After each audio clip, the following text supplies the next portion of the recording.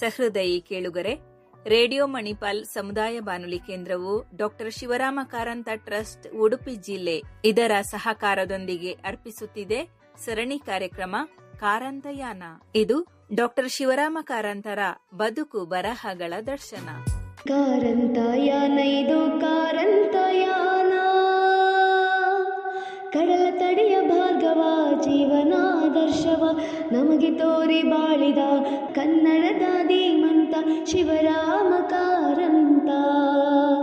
Doctor Shivarama Karanth. ಕಾರಂತಯಾನ ಇದು ಕಾರಂತಯಾನ, ಕಾರಂತಯಾನ ಇದು ಕಾರಂತಯಾನ. ಬಾಲವನದ ಬಂಧುವೆ, ಯಕ್ಷಕಲೆಯ ಸಿಂಧುವೆ, ಸಾಮಾಜಿಕ ನ್ಯಾಯಕ್ಕೆ ನಿಚ್ಚ ನಿಂತು ಮುಂದೆಯೇ ಮಾನವತೆಯ ಸಂದೇಶ ಲೋಕಕ್ಕೆ ಸಾರಿದ ಕನ್ನಡದ ಧೀಮಂತ ಶಿವರಾಮ ಕಾರಂತ. ಡಾಕ್ಟರ್ ಶಿವರಾಮ ಕಾರಂತ. ಕಾರಂತಯಾನ ಇದು ಕಾರಂತಯಾನ, ಕಾರಂತಯಾನ ಇದು ಕಾರಂತಯಾನ. ಚೋಮನ ದುಡಿಯಲ್ಲಿ ದುರ್ಬಲರಿಗೆ ದನಿಯಾಗಿ ಮೂಕಜ್ಜಿಯ ಕನಸಿಗೆ ಜ್ಞಾನಪೀಠ ಗಳಿಸಿದ ಕನ್ನಡದ ಧೀಮಂತ ಶಿವರಾಮ ಕಾರಂತ. ಡಾಕ್ಟರ್ ಶಿವರಾಮ ಕಾರಂತ. ಕಾರಂತಯಾನ ಇದು ಕಾರಂತಯಾನ, ಕಾರಂತಯಾನ ಇದು ಕಾರಂತಯಾನ. ಬದುಕು ಬರಹ ಎರಡರಲ್ಲೂ ನಿಜದ ನೇರ ತಾನಡೆದು ಪರಿಸರ ಶಿಕ್ಷಣ ಎಲ್ಲರಿಗೂ ವಿಜ್ಞಾನ ಬೆಳಗಿದ ಧೀಮಂತ ಶಿವರಾಮ ಕಾರಂತ. ಡಾಕ್ಟರ್ ಶಿವರಾಮ ಕಾರಂತ. ಕಾರಂತಯಾನ ಇದು ಕಾರಂತಯಾನ, ಕಾರಂತಯಾನ ಇದು ಕಾರಂತಯಾನ. ಕಾರಂತಯಾನ ಇದು ಕಾರಂತಯಾನ, ಕಾರಂತಯಾನ ಇದು ಕಾರಂತಯಾನ. ಇದೀಗ ಶುಭಾರಂಭಗೊಳ್ಳಲಿರುವ ಕಾರಂತಯಾನದ ಮೊದಲ ಸಂಚಿಕೆಯಲ್ಲಿ ಡಾಕ್ಟರ್ ಶಿವರಾಮ ಕಾರಂತ ಟ್ರಸ್ಟ್ ಉಡುಪಿ ಜಿಲ್ಲೆ ಇದರ ಅಧ್ಯಕ್ಷರಾದ ಡಾಕ್ಟರ್ ಗಣನಾಥ ಶೆಟ್ಟಿ ಎಕ್ಕಾರು ಅತಿಥಿಯಾಗಿ ಪಾಲ್ಗೊಳ್ಳಲಿದ್ದಾರೆ. ಬನ್ನಿ ಕೇಳೋಣ ಸರಣಿ ಕಾರ್ಯಕ್ರಮ ಕಾರಂತಯಾನ. ಕರ್ನಾಟಕ ಸರ್ಕಾರವು ಸಾಹಿತ್ಯ ಸಂಸ್ಕೃತಿಯನ್ನ ಪಸರಿಸುವಂತಹ ದೃಷ್ಟಿಯಿಂದ ಹಲವಾರು ಟ್ರಸ್ಟ್ಗಳನ್ನು ರೂಪಿಸಿದೆ. ನಮ್ಮ ಕರ್ನಾಟಕದಲ್ಲಿ ಸುಮಾರು 20ರಷ್ಟು ಟ್ರಸ್ಟ್ಗಳು ಕಾರ್ಯೋನ್ಮುಖವಾದದನ್ನು ನಾವು ಗಮನಿಸಲಿಕ್ಕೆ ಸಾಧ್ಯ. ಅದೇ ರೀತಿ ಉಡುಪಿ ಜಿಲ್ಲೆಯಲ್ಲಿ ಡಾಕ್ಟರ್ ಶಿವರಾಮ ಕಾರಂತ ಟ್ರಸ್ಟ್ ಅನ್ನ 2002ರಲ್ಲಿ ಕರ್ನಾಟಕ ಸರ್ಕಾರ ಸ್ಥಾಪಿಸಿದೆ. ಉಡುಪಿ ಜಿಲ್ಲೆಯ ಜಿಲ್ಲಾಧಿಕಾರಿಗಳು ಅದರ ಅಧ್ಯಕ್ಷರಾಗಿದ್ದರು. ಆ ಬಳಿಕ ಅದಕ್ಕೆ ಒಂದು ಸಮಿತಿಯನ್ನು ಕೂಡ ಸರ್ಕಾರ ನೇಮಿಸಿತು. 2024ರ ಡಿಸೆಂಬರ್ವರೆಗೆ ಕೂಡ ಜಿಲ್ಲಾಧಿಕಾರಿಯವರ ನೇತೃತ್ವದಲ್ಲಿ ಸಮಿತಿಯು ಟ್ರಸ್ಟಿನ ವ್ಯವಹಾರಗಳನ್ನು ನೋಡ್ಕೊಳ್ತಾ ಇತ್ತು. 2024ಕ್ಕೆ ನನ್ನನ್ನು ಡಾಕ್ಟರ್ ಶಿವರಾಮ ಕಾರಂತ ಟ್ರಸ್ಟ್ನ ಅಧ್ಯಕ್ಷನಾಗಿ ನೇಮಿಸಿದೆ. 9 ಜನ ಕ್ರಿಯಾಶೀಲ ಸದಸ್ಯರು ಕೂಡ ಕಾರ್ಯನಿರ್ವಹಿಸ್ತಾ ಇದ್ದಾರೆ. ಕನ್ನಡ ಸಂಸ್ಕೃತಿ ಇಲಾಖೆ ಇಲ್ಲಿ ನಮ್ಮ ಟ್ರಸ್ಟಿನ ಕಚೇರಿ ಇದ್ದು, ಟ್ರಸ್ಟು ಅಖಿಲ ಕರ್ನಾಟಕ ವ್ಯಾಪ್ತಿಯನ್ನು ಹೊಂದಿದೆ. ಈಗಾಗಲೇ ರಾಜ್ಯ ಮಟ್ಟದಲ್ಲಿ ಹಲವಾರು ಕಾರ್ಯಕ್ರಮಗಳನ್ನು ನಾವು ರೂಪಿಸಿದ್ದೇವೆ. ತಮ್ಗೆ ಗೊತ್ತಿದೆ, ಡಾಕ್ಟರ್ ಶಿವರಾಮ ಕಾರಂತರು ಕನ್ನಡ ಸಾಹಿತ್ಯದ ಒಂದು ಅದ್ಭುತ ಶಕ್ತಿ. ಒಂದು ಮಾತಿದೆ, ಆಡುಮುಟ್ಟದ ಸೊಪ್ಪಿಲ್ಲ, ಕಾರಂತರು ಬರೆಯದ ಕ್ಷೇತ್ರ ಇಲ್ಲ. ಇದು ಸತ್ಯವಾದಂತಹ ಮಾತು. ಕಾರಂತರ ಸಾಹಿತ್ಯ ಕೃತಿಗಳ ವಿಶ್ಲೇಷಣೆಯನ್ನು ಮಾಡುವಂತಹ ಸಂದರ್ಭದಲ್ಲಿ ಈ ಅಂಶವನ್ನ ನಾವು ಸ್ಪಷ್ಟವಾಗಿ ಕಂಡುಕೊಳ್ಳುವುದಕ್ಕೆ ಸಾಧ್ಯ ಆಗುತ್ತೆ. ಕಾರಂತರದು ಒಂದು ವಿಶಿಷ್ಟವಾದಂತಹ ವ್ಯಕ್ತಿತ್ವ. ಕಾದಂಬರಿ, ಕತೆ, ನಾಟಕ, ಮಕ್ಕಳ ಸಾಹಿತ್ಯ, ವಿಮರ್ಶೆ, ವಿಜ್ಞಾನ, ಹೀಗೆ ವಿವಿಧ ಕ್ಷೇತ್ರಗಳಲ್ಲಿ ಅವರು ಸಾಹಿತ್ಯ ಕೃಷಿಯನ್ನು ಮಾಡಿರುವುದನ್ನು ನಾವು ಕಂಡುಕೊಳ್ಳೋದಕ್ಕೆ ಸಾಧ್ಯ. ಮುಖ್ಯವಾಗಿ ಕಾದಂಬರಿ ಕ್ಷೇತ್ರದಲ್ಲಿ ಅವರ ಹಲವು ಕಾದಂಬರಿಗಳು ಚಲನಚಿತ್ರಗಳಾಗಿರುವುದು ಮಾತ್ರವಲ್ಲ, ಅತ್ಯಂತ ಜನಪ್ರಿಯವಾಗಿರುವುದನ್ನು ನಾವು ನೋಡುತ್ತೇವೆ. ಮೂಕಜ್ಜಿಯ ಕನಸು ಕಾದಂಬರಿಗೆ ಜ್ಞಾನಪೀಠ ಪ್ರಶಸ್ತಿಯನ್ನು ಪಡೆಯುವ ಶಕ್ತಿ ಕೂಡ ಬಂದಿರೋದನ್ನು ನಾವು ಗಮನಿಸಲಿಕ್ಕೆ ಸಾಧ್ಯ. ಈ ನೆಲೆಯಲ್ಲಿ ಕಾರಂತರನ್ನು ನಾವು ಇವತ್ತು ಯುವಜನಾಂಗಕ್ಕೆ, ವಿದ್ಯಾರ್ಥಿಗಳಿಗೆ ಪರಿಚಯಿಸಬೇಕಾದಂಥ ಅಗತ್ಯ ಇದೆ. ಯಾಕೆ ಪರಿಚಯಿಸಬೇಕು ಅಂತ ಹೇಳಿದ್ರೆ, ಕಾರಂತರ ಬರವಣಿಗೆಗೆ ವಿದ್ಯಾರ್ಥಿಗಳನ್ನು, ಯುವಜನರನ್ನು ವೈಚಾರಿಕ ಮತ್ತು ವೈಜ್ಞಾನಿಕ ಚಿಂತನೆಗೆ ಹಚ್ಚುವಂತಹ ಶಕ್ತಿ ಇರುವುದನ್ನು ನಾವು ಗಮನಿಸಲಿಕ್ಕೆ ಸಾಧ್ಯ. ಉದಾಹರಣೆಗೆ ಅವರ ಕಾದಂಬರಿಗಳನ್ನೇ ತೆಗೆದುಕೊಳ್ಳಬಹುದು. ಸರಸಮ್ಮನ ಸಮಾಧಿ ಅಂತ ಕಾದಂಬರಿಯನ್ನು ಉದಾಹರಣೆಯಾಗಿ ತೆಗೆದುಕೊಳ್ಳೋದಿದ್ದರೆ, ನಮ್ಮಲ್ಲಿರುವಂತಹ ನಂಬಿಕೆಗಳನ್ನೇ, ನಾವು ಯಾವುದನ್ನು ಮೂಢನಂಬಿಕೆಗಳು ಅಂತ ಕರೀತೀವೋ ಆ ನಂಬಿಕೆಗಳನ್ನೇ ಕಾರಂತರು ಕಾದಂಬರಿಯ ಮೂಲಕ ಮೂಢನಂಬಿಕೆಗಳನ್ನು ಪ್ರಶ್ನೆ ಮಾಡ್ತಾರೆ. ಸರಸಮ್ಮ, ಆಕೆಯನ್ನು ಎಲ್ಲರೂ ಪೂಜಿಸ್ತಾ ಇರ್ತಾರೆ. ಮಕ್ಕಳಿಲ್ಲದವರು, ದಾಂಪತ್ಯದಲ್ಲಿ ಸಮಸ್ಯೆ ಇರುವವರು ಪೂಜಿಸ್ತಾ ಇರ್ತಾರೆ. ಆ ಸಂದರ್ಭದಲ್ಲಿ ಕೊನೆಯಲ್ಲಿ ಏನಾಗುತ್ತೆ ಅಂತ ಹೇಳಿದ್ರೆ, ಸರಸಮ್ಮನ ಬದುಕೇ ದಾಂಪತ್ಯದ ಸಮಸ್ಯೆಯ ಇಕ್ಕಟ್ಟಿನಲ್ಲಿ ಸಿಕ್ಕಿ ಬಿದ್ದಿರುವುದನ್ನು ಕಾಣೋದಕ್ಕೆ ಸಾಧ್ಯ. ಆಕೆಯೇ ಕೊನೆಗೆ ಹೇಳ್ತಾಳೆ, ನನ್ನ ಬದುಕೇ ಆ ರೀತಿ ಇತ್ತು, ನನ್ನನ್ನು ತಾವು ಪೂಜಿಸ್ತಾ ಇದ್ದೀರಾ. ಇಂಥ ಹಲವು ಘಟನೆಗಳನ್ನು, ಹಲವು ವಿಚಾರಗಳನ್ನು ಕಾರಂತರ ಕಾದಂಬರಿಗಳಲ್ಲಿ, ಕಾರಂತರ ಬರಹಗಳಲ್ಲಿ ಕಾಣೋದಕ್ಕೆ ಸಾಧ್ಯ ಆಗತ್ತೆ. ಬಾಳ್ವೆಯ ಬೆಳಕು ಬರವಣಿಗೆ ಬಹುಶಃ ಕಾರಂತರ ಚಿಂತನೆಗೆ ಹಿಡಿದ ಕನ್ನಡಿ. ವೈಚಾರಿಕ ಮತ್ತು ವೈಜ್ಞಾನಿಕ ಚಿಂತನೆ ಹೇಗಿದೆ, ಹೇಗೆ ಮಾಡಬೇಕು ಎಂಬುದಕ್ಕೆ ಕಾರಂತರ ಬಾಳ್ವೆಯ ಬೆಳಕು ಒಂದು ಒಳ್ಳೆಯ ಉದಾಹರಣೆಯಾಗಿದೆ. ಉದಾಹರಣೆ ನೀಡಬೇಕು ಅಂತ ಆದರೆ, ಬಾಳ್ವೆಯ ಬೆಳಕಲ್ಲಿ ಬರುವಂಥ ನಮ್ಮ ಅಳತೆಯನ್ನು ಮೀರಲಾಗದ ದೇವರು ಎಂಬಂಥ ಒಂದು ಸಂದರ್ಭವನ್ನು ನಾವು ಗಮನಿಸಲಿಕ್ಕೆ ಸಾಧ್ಯ. ನಾವು ಹೇಗೆ ಯೋಚಿಸ್ತೇವೆಯೋ ಹಾಗೆ ನಮ್ಮ ದೇವರು ಇರ್ತಾನೆ. ನಮ್ಮ ಚಿಂತನೆಗಳು ಅಗಾಧವಾಗಿದ್ದರೆ, ನಮ್ಮ ಚಿಂತನೆಗಳು ಮಾನವೀಯವಾಗಿದ್ದರೆ, ನಮ್ಮ ದೇವರು ಕೂಡ ಮಾನವೀಯವಾಗಿರುವುದಕ್ಕೆ ಸಾಧ್ಯ. ನಮ್ಮ ಚಿಂತನೆಗಳು ಕೇವಲ ಮೂಢನಂಬಿಕೆಗಳಾಗಿದ್ದರೆ ಆಗ ದೇವರ ಕಲ್ಪನೆ ಕೂಡ ಮೂಢನಂಬಿಕೆಗಳಾಗಿರುವುದಕ್ಕೆ ಸಾಧ್ಯ. ಆದ್ದರಿಂದ ನಾವು ಬೆಳೆದಷ್ಟು, ನಮ್ಮ ಬದುಕು ಬೆಳೆದಷ್ಟು, ನಾವು ಬೆಳೆದಷ್ಟು ನಮ್ಮ ದೇವರ ಚಿಂತನೆಗಳು ಕೂಡ ಬೆಳೆಯುವುದಕ್ಕೆ ಸಾಧ್ಯ ಎಂಬುದನ್ನು ಕಾರಂತರ ಬಾಳ್ವೆಯ ಬೆಳಕಿನ ನಮ್ಮ ಅಳತೆಯನ್ನು ಮೀರಲಾಗದ ದೇವರು ಈ ಚಿಂತನೆಯಲ್ಲಿ ಕಾಣುವುದಕ್ಕೆ ಸಾಧ್ಯ ಆಗತ್ತೆ. ಕಾರಂತರ ವೈಜ್ಞಾನಿಕ ಚಿಂತನೆಗೆ ಅವರ ವಿಜ್ಞಾನದ ಬರಹಗಳು ಒಳ್ಳೆಯ ಉದಾಹರಣೆಗಳಾಗುತ್ತೆ. ವಿಜ್ಞಾನದ ಬರಹಗಳಲ್ಲಿ ವಿಜ್ಞಾನ ಪ್ರಪಂಚವನ್ನು ಅವರು ಮಕ್ಕಳಿಗೆ ಪರಿಚಯಿಸುವಂಥ ಪ್ರಯತ್ನವನ್ನು ಅವರು ಮಾಡಿರುವುದನ್ನು ನಾವು ಕಾಣುತ್ತೇವೆ.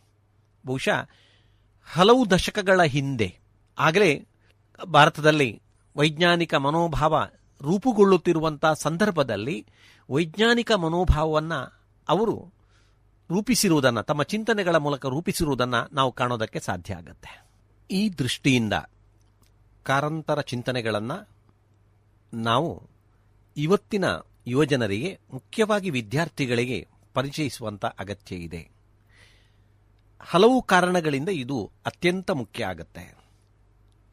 ಕಾರಂತರು ಯಾವುದೇ ಒಂದು ವಿಷಯಕ್ಕೆ ಸೀಮಿತರಾದವರಲ್ಲ.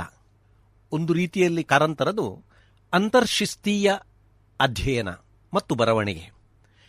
ಅಂತರ್ಶಿಸ್ತೀಯ ಅಧ್ಯಯನ ಯಾಕೆ ನಮಗೆ ಇವತ್ತು ಮುಖ್ಯ ಆಗುತ್ತೆ ಅಂತ ಹೇಳಿದ್ರೆ, ಯಾವುದೋ ಒಂದು ಸೀಮಿತ ವಿಷಯಕ್ಕೆ ಮಾತ್ರ ನಾವು ಬದ್ಧರಾಗಿದ್ದೆವು ಅಂತ ಆದರೆ ಆವಾಗ ಒಂದು ವಿಷಯವನ್ನು ವ್ಯಾಪಕವಾಗಿ ನೋಡುವುದಕ್ಕೆ ನಮಗೆ ಸಾಧ್ಯ ಆಗುವುದಿಲ್ಲ. ಕಾರಂತರನ್ನೇ ಉದಾಹರಣೆಯಾಗಿ ತೆಗೆದುಕೊಂಡ್ರೆ, ಅವರು ವಿಜ್ಞಾನದ ವಿಷಯವಾಗಿ ಬರೆದಿದ್ದಾರೆ, ಪರಿಸರದ ವಿಷಯವಾಗಿ ಅವರು ಬರೆದಿದ್ದಾರೆ ಮತ್ತು ಆ ಕ್ಷೇತ್ರದಲ್ಲಿ ಕೆಲಸವನ್ನು ಕೂಡ ಮಾಡಿದ್ದಾರೆ. ತುಳುನಾಡಿನ ಅಥವಾ ದಕ್ಷಿಣ ಕನ್ನಡದ ಕರಾವಳಿಯ ಬದುಕನ್ನು ಅವರು ಕಾದಂಬರಿಯ ಮೂಲಕ ಕಟ್ಟಿಕೊಟ್ಟಿದ್ದಾರೆ. ಬೇರೆ ಬೇರೆ ಇಂಗ್ಲಿಷ್ನ ಕೃತಿಯನ್ನು ಭಾಷಾಂತರ ಮಾಡುವಂಥ ಕೆಲಸವನ್ನು ಕೂಡ ಅವರು ನಾಟಕಗಳನ್ನು ಭಾಷಾಂತರ ಮಾಡಿದ್ದಾರೆ. ಹೀಗೆ ಗಮನಿಸಿದರೆ ಅದಕ್ಕೆ ಹಿನ್ನೆಲೆ ಏನು ಅಂತ ಹೇಳಿದರೆ, ಬೇರೆ ಬೇರೆ ನೆಲೆಯಲ್ಲಿ ವಿಚಾರಗಳನ್ನು ನೋಡೋದು. ಅವರು ಮನಃಶಾಸ್ತ್ರೀಯ ಹಿನ್ನೆಲೆಯಲ್ಲಿ ನೋಡಿದ್ದಾರೆ, ಸಾಹಿತ್ಯದ ಹಿನ್ನೆಲೆಯಲ್ಲಿ ನೋಡಿದ್ದಾರೆ, ಮಾನವಿಕ ವಿಜ್ಞಾನದ ಹಿನ್ನೆಲೆಯಲ್ಲಿ ನೋಡಿದ್ದಾರೆ, ವಿಜ್ಞಾನದ ಹಿನ್ನೆಲೆಯಲ್ಲಿ ಕೂಡ ವಿಚಾರಗಳನ್ನು ಗಮನಿಸಿರುವುದನ್ನು ಕಾಣುತ್ತೇವೆ. ಆದ್ದರಿಂದ ಕಾರಂತರಿಗೆ ಒಂದು ಅಂತರ್ಶಿಸ್ತೀಯ ನೆಲೆಯಲ್ಲಿ ವಿಚಾರಗಳನ್ನು ಅಭಿವ್ಯಕ್ತಿಗೊಳಿಸುವುದಕ್ಕೆ ಸಾಧ್ಯ ಆಗಿದೆ. ಈ ದೃಷ್ಟಿಯಿಂದ ಕಾರಂತರು ನಮಗೆ ಮುಖ್ಯರಾಗ್ತಾರೆ. ಅಂದರೆ ಆಳವಾದ ಅಧ್ಯಯನ ಒಬ್ಬ ವಿದ್ಯಾರ್ಥಿಗೆ ಆತ ಪ್ರತಿಭಾವಂತನಾಗಿ, ಒಬ್ಬ ಪ್ರತಿಭಾವಂತ ಲೇಖಕನಾಗಿ, ಒಬ್ಬ ಪ್ರತಿಭಾವಂತ ಸಾಹಿತಿಯಾಗಿ ಬೆಳೆಯೋದಕ್ಕೆ ಸಾಧ್ಯ ಆಗತ್ತೆ. ಇವತ್ತು ನಾವು ನೋಡ್ತೇವೆ, ಅಧ್ಯಯನದ ಕೊರತೆಯನ್ನು ವಿದ್ಯಾರ್ಥಿ ವಲಯದಲ್ಲಿ ಕಾಣುವುದಕ್ಕೆ ಸಾಧ್ಯ. ಈ ಅಧ್ಯಯನದ ಕೊರತೆ ಕಾರಣ ಏನು ಅಂತ ಹೇಳಿದರೆ, ಓದಿನ ಕೊರತೆಯನ್ನು ಕಾಣುವುದಕ್ಕೆ ಸಾಧ್ಯ.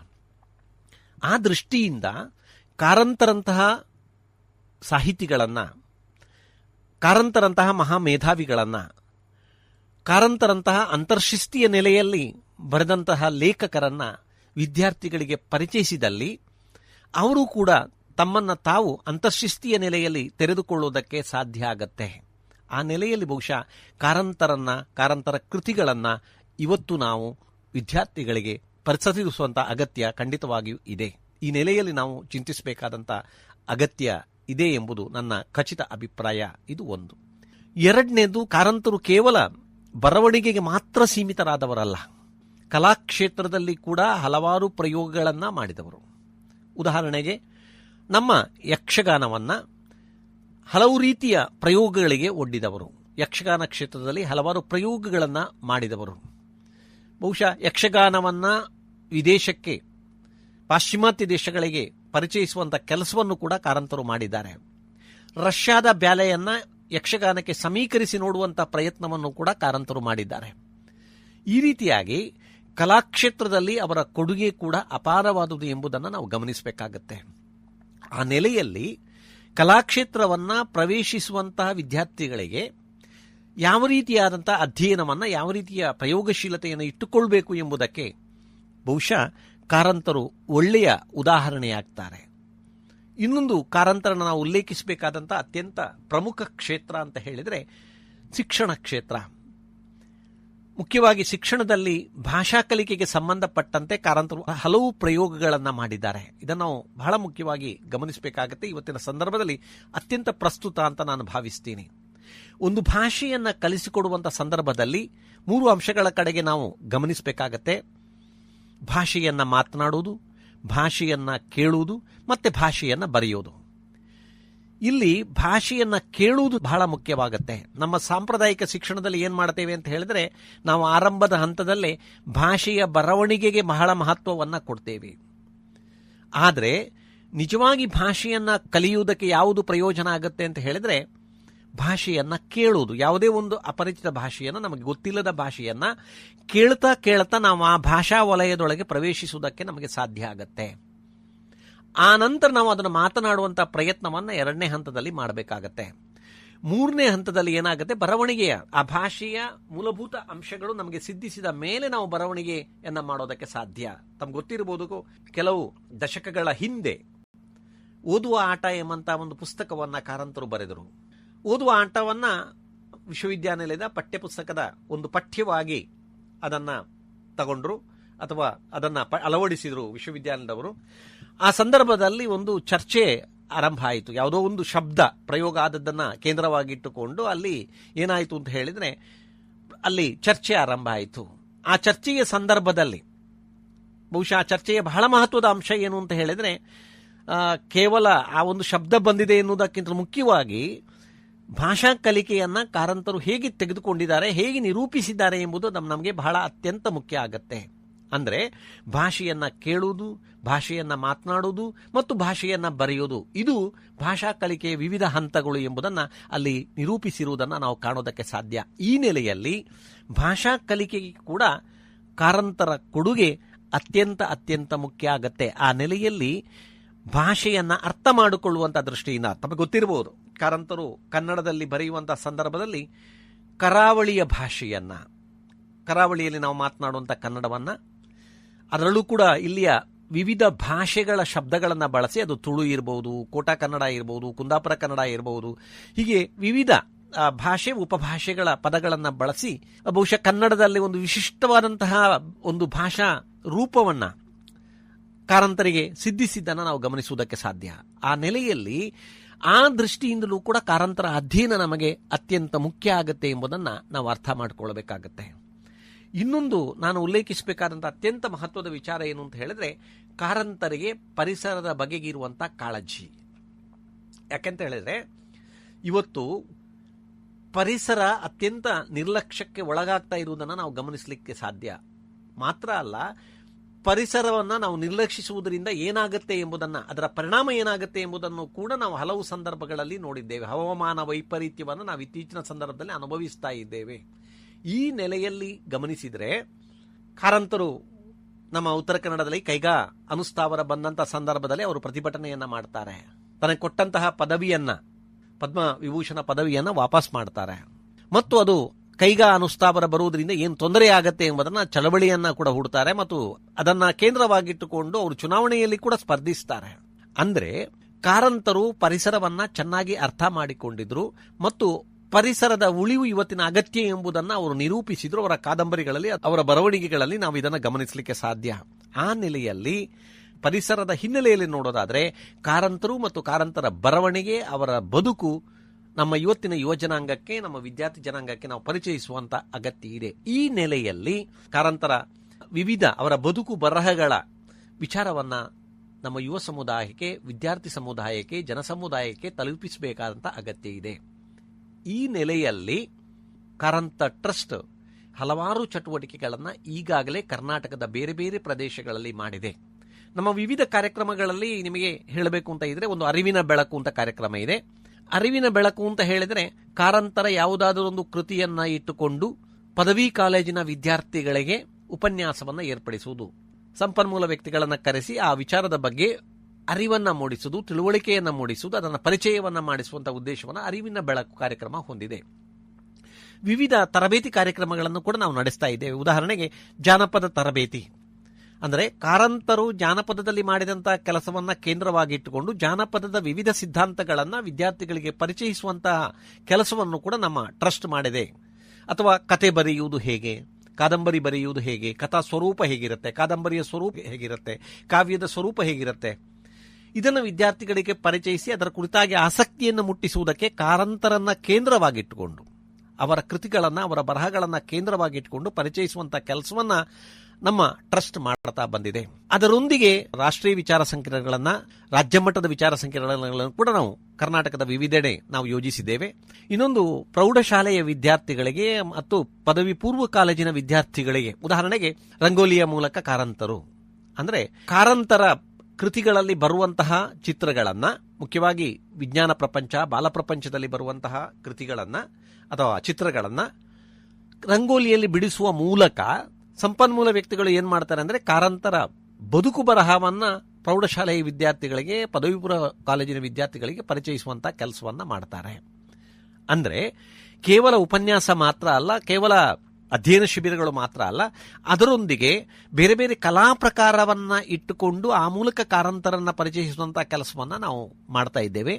ರಂಗಭೂಮಿಯನ್ನು ಕೂಡ ಕೇಂದ್ರವಾಗಿ ಇಟ್ಟುಕೊಂಡು ನಾಟಕಗಳು, ಕಾರಂತರ ಕುರಿತಂತ ಬಂದಂತ ನಾಟಕಗಳನ್ನ ಶಾಲಾ ಕಾಲೇಜುಗಳಲ್ಲಿ ಪ್ರದರ್ಶಿಸುವ ಮೂಲಕ ಅಥವಾ ಸಾರ್ವಜನಿಕವಾಗಿ ಪ್ರದರ್ಶಿಸುವ ಮೂಲಕ ಅವರ ಕೃತಿಗಳ ಪರಿಚಯದ ಕಾರ್ಯವನ್ನು ಕೂಡ ಟ್ರಸ್ಟ್ ಮಾಡ್ತಾ ಬಂದಿದೆ. ಈಗಾಗಲೇ ನಾವು ಕಳೆದ 11 ತಿಂಗಳಲ್ಲಿ ಸುಮಾರು 25-26 ಕಾರ್ಯಕ್ರಮಗಳನ್ನ ಕರ್ನಾಟಕದ ಬೇರೆ ಬೇರೆ ಪ್ರದೇಶದಲ್ಲಿ ನಾವು ನಡೆಸ್ತಾ ಬಂದಿದ್ದೇವೆ. ಜನರಿಂದ ಒಳ್ಳೆಯ ಪ್ರತಿಕ್ರಿಯೆ ಬರ್ತಾ ಇರೋದನ್ನು ನಾವು ಗಮನಿಸಲಿಕ್ಕೆ ಸಾಧ್ಯ. ಎಷ್ಟೋ ಸಂದರ್ಭದಲ್ಲಿ ಎಷ್ಟೋ ನಮ್ಮ ಅವಿಭಜಿತ ದಕ್ಷಿಣ ಕನ್ನಡ ಅಲ್ಲದೆ ಬೇರೆ ಪ್ರದೇಶದ ಶಾಲಾ ಕಾಲೇಜಿನವರು ಕೂಡ ನಮ್ಮನ್ನ ಈ ನೆಲೆಯಲ್ಲಿ ಸಂಪರ್ಕಿಸ್ತಾ ಇರುವುದನ್ನ ನಾವು ಕಾಣೋದಕ್ಕೆ ಸಾಧ್ಯ.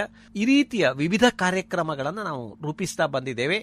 ಇವತ್ತು ರೇಡಿಯೋ ಮಣಿಪಾಲ್ ಇದರೊಂದಿಗೆ ಕಾರಂತ ಟ್ರಸ್ಟ್ ವಿಶಿಷ್ಟ ಕಾರ್ಯಕ್ರಮವೊಂದನ್ನು ಪರಿಚಯಿಸುವಂತಹ ಕಾರ್ಯವನ್ನ ಇವತ್ತಿನಿಂದ ಪ್ರತಿ ವಾರದಲ್ಲಿ ಒಬ್ಬರು ಸಂಪನ್ಮೂಲ ವ್ಯಕ್ತಿಗಳು ಬಂದು ಅವರು 2 ವಾರಗಳ ಕಾಲ ಕಾರಂತರ ಚಿಂತನೆಗಳನ್ನ, ಕಾರಂತರ ಕೃತಿಗಳನ್ನ ಪರಿಚಯಿಸುವಂತ ಕೆಲಸವನ್ನ ಅವರು ಮಾಡ್ತಾರೆ. ಅಂದ್ರೆ ಕಾರಂತರನ್ನ ಮುಂದಿನ 1-2 ವರ್ಷಗಳ ಕಾಲ ಅವರ ವಿವಿಧ ಕೃತಿಗಳನ್ನ, ಅವರ ಬದುಕನ್ನ ಮುಖ್ಯವಾಗಿ ರೇಡಿಯೋ ಮಣಿಪಾಲದ ಮೂಲಕ ಪಸರಿಸುವುದು ನಮ್ಮ ಉದ್ದೇಶವಾಗಿದೆ. ಆ ನೆಲೆಯಲ್ಲಿ ಈಗಾಗಲೇ ನಾವು ರೇಡಿಯೋ ಮಣಿಪಾಲ ಅವರನ್ನ ವಿನಂತಿಸಿಕೊಂಡಿದ್ದೇವೆ. ಮಣಿಪಾಲ ಅಕಾಡೆಮಿ ಆಫ್ ಹೈಯರ್ ಎಜುಕೇಷನ್ಗೆ ಸಂಬಂಧಪಟ್ಟಂತ ರೇಡಿಯೋ ಮಣಿಪಾಲ ಈಗಾಗಲೇ ಅದನ್ನ ನಮ್ಮ ಈ ವಿಚಾರಗಳನ್ನ ಅವರು ಒಪ್ಪಿಕೊಂಡಿದ್ದಾರೆ. ಅವರ ಮುಖಾಂತರ ಇವತ್ತು ನಾವು ಕಾರಂತರ ವಿವಿಧ ಅವರ ಕಾದಂಬರಿಗಳನ್ನ, ಅವರ ನಾಟಕಗಳನ್ನ, ಅವರ ವೈಚಾರಿಕ ಬರವಣಿಗೆಗಳನ್ನ, ಅವರ ವಿಜ್ಞಾನದ ಬರವಣಿಗೆಗಳನ್ನ, ಮಕ್ಕಳಿಗೆ ಸಂಬಂಧಪಟ್ಟಂತಹ ಅವರ ಬರವಣಿಗೆಗಳನ್ನ ನಾವು ಪರಿಚಯಿಸುವಂತಹ ಕೆಲಸವನ್ನ ಮಾಡ್ತೇವೆ. ಅದರೊಂದಿಗೆ ದಕ್ಷಿಣ ಕನ್ನಡ, ಉಡುಪಿ ಮತ್ತು ಸಾಧ್ಯ ಆದಲ್ಲಿ ರಾಜ್ಯದ ಬೇರೆ ಬೇರೆ ಕಡೆಯಿಂದ ಬರುವಂತಹ ಸಂಪನ್ಮೂಲ ವ್ಯಕ್ತಿಗಳು, ಕಾರಂತರ ಬಗ್ಗೆ ಅಧ್ಯಯನ ಮಾಡಿದವರು, ಕಾರಂತರ ಬಗ್ಗೆ ತಿಳುವಳಿಕೆಯನ್ನು ಹೊಂದಿದವರು, ಕಾರಂತರ ಕುರಿತಾಗಿ ವಿಚಾರವನ್ನ ತಿಳಿದಂತಹ ಸಂಪನ್ಮೂಲ ವ್ಯಕ್ತಿಗಳು ಪ್ರತಿ ವಾರ 20 ನಿಮಿಷಗಳ ಕಾಲ ಅವರು ತಮ್ಮ ವಿಚಾರಗಳನ್ನ ಮಂಡನೆ ಮಾಡಲಿಕ್ಕಿದ್ದಾರೆ. ಆ ಮೂಲಕ ಕಾರಂತರನ್ನ ಪರಿಚಯಿಸುವಂತಹ ಕೆಲಸವನ್ನ ರೇಡಿಯೋ ಮಣಿಪಾಲ್ ಮೂಲಕ ಮಾಡಲಿಕ್ಕಿದ್ದಾರೆ. ಒಂದು ವಿಶಿಷ್ಟವಾದಂತಹ ಕಾರ್ಯಕ್ರಮ. ಈ ಕಾರ್ಯಕ್ರಮಕ್ಕೆ ತಮ್ಮೆಲ್ಲರ ಬೆಂಬಲವನ್ನ ನಾವು ಕೇಳ್ತಾ ಇದ್ದೇವೆ. ಈ ಕಾರ್ಯಕ್ರಮವನ್ನ ತಾವು ಕೇಳಬೇಕು. ಈ ಕಾರ್ಯಕ್ರಮದಲ್ಲಿ ತಾವು ಭಾಗವಹಿಸುವುದಕ್ಕೂ ಕೂಡ ತಮಗೆ ಆಹ್ವಾನವನ್ನ ನೀಡ್ತಾ ಇದ್ದೇವೆ.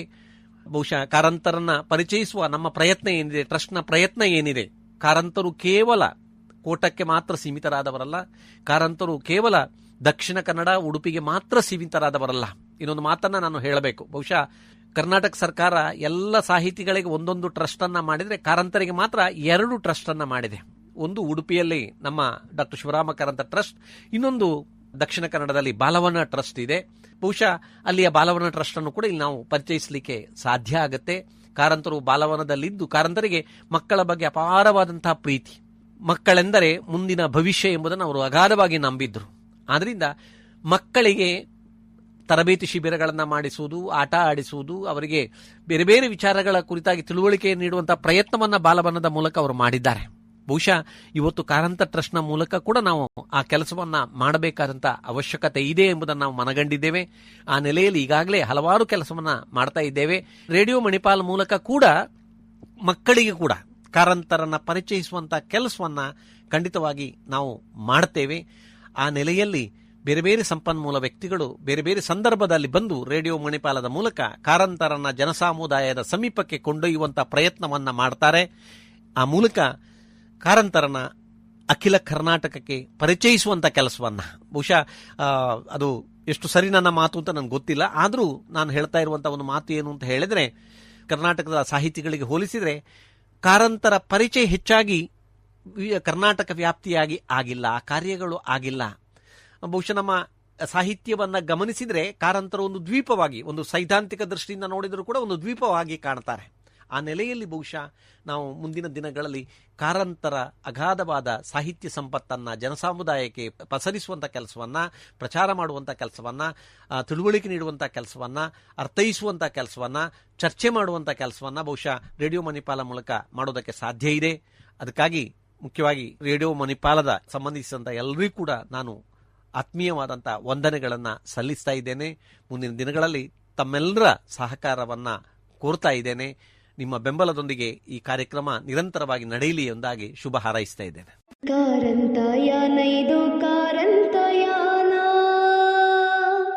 ಕಡಲ ತಡೆಯ ಭಾರ್ಗವ ಜೀವನಾದರ್ಶವ ನಮಗೆ ತೋರಿ ಬಾಳಿದ ಕನ್ನಡದ ಧೀಮಂತ ಶಿವರಾಮ ಕಾರಂತ, ಡಾಕ್ಟರ್ ಶಿವರಾಮ ಕಾರಂತ. ಪ್ರಿಯ ಕೇಳುಗರೆ, ಇದುವರೆಗೆ ಡಾಕ್ಟರ್ ಶಿವರಾಮ ಕಾರಂತ ಟ್ರಸ್ಟ್ ಉಡುಪಿ ಜಿಲ್ಲೆ ಇದರ ಸಹಕಾರದೊಂದಿಗೆ ಮೂಡಿಬಂದ ಕಾರಂತಯಾನ ಸರಣಿ ಕಾರ್ಯಕ್ರಮದಲ್ಲಿ ಡಾಕ್ಟರ್ ಶಿವರಾಮ ಕಾರಂತ ಟ್ರಸ್ಟ್ ಉಡುಪಿ ಜಿಲ್ಲೆ ಇದರ ಅಧ್ಯಕ್ಷರಾದ ಡಾಕ್ಟರ್ ಗಣನಾಥ ಶೆಟ್ಟಿ ಎಕ್ಕಾರು ಅವರ ಪ್ರಾಸ್ತಾವಿಕ ಮಾತುಗಳನ್ನು ಕೇಳಿದಿರಿ. ಲೋಕಕ್ಕೆ ಸಾರಿದ ಕನ್ನಡದ ಧೀಮಂತ ಶಿವರಾಮ ಕಾರಂತ. ಪ್ರವೀಣ ಅಮ್ಮೆಂಬಳ ಅವರ ಸಾಹಿತ್ಯದಲ್ಲಿ ಮೂಡಿಬಂದ ಶೀರ್ಷಿಕೆ ಗೀತೆಗೆ ಧ್ವನಿಯಾದವರು ತೇಜಸ್ವಿನಿ ಅನಿಲ್ ರಾಜ್ ಮಣಿಪಾಲ. ಕಾರಂತಯಾನ ಸರಣಿ ಕಾರ್ಯಕ್ರಮ ಪ್ರತಿ ಸೋಮವಾರ ಸಂಜೆ 5:30ಕ್ಕೆ ಪ್ರಸಾರಗೊಳ್ಳಲಿದ್ದು, ಮಂಗಳವಾರ ಮಧ್ಯಾಹ್ನ 1:30ಕ್ಕೆ ಮರುಪ್ರಸಾರವಾಗಲಿದೆ. ಹೀಗೆ ಕೇಳ್ತಾ ಇರಿ ಸಮುದಾಯ ಬಾನುಲಿ ಕೇಂದ್ರ ರೇಡಿಯೋ ಮಣಿಪಾಲ್ 90.4 ಮೆಗಾಹರ್ಟ್ಸ್ನಲ್ಲಿ. ಈಗ ಮೊಬೈಲ್ ಆಪ್ನಲ್ಲೂ ಲಭ್ಯ. ಕಾರಂತಯಾನೈದು ಕಾರಂತಯಾನ, ಕಾರಂತಯಾನೈದು ಕಾರಂತಯಾನ. ಬದುಕು ಬರಹ ಎರಡರಲ್ಲೂ ನಿಜದ ನೇರ ತಾನಡೆದು ಪರಿಸರ ಶಿಕ್ಷಣ ಎಲ್ಲರಿಗೂ ವಿಜ್ಞಾನ ಬೆಳಗಿದ ಧೀಮಂತ ಶಿವರಾಮ ಕಾರಂತ, ಡಾಕ್ಟರ್ ಶಿವರಾಮ ಕಾರಂತ.